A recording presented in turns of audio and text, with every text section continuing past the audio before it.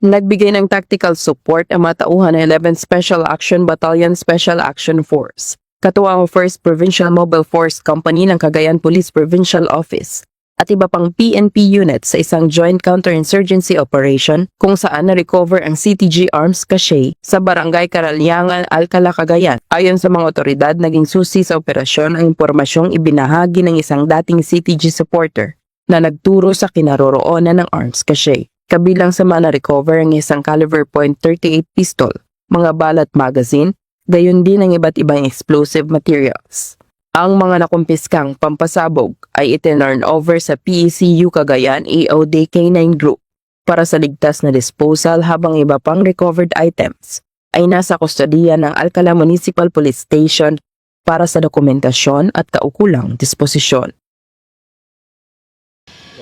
At mula dito sa headquarters sa Fort Santo Domingo, Santa Rosa City, Laguna, ako ang inyong PNN correspondent, Patrolwoman Sherilyn Calumpita, nagbabalita para sa Police News Network. At itong bagong PNP para sa bagong Pilipinas, serbisyong mabilis, tapat at nararamdaman.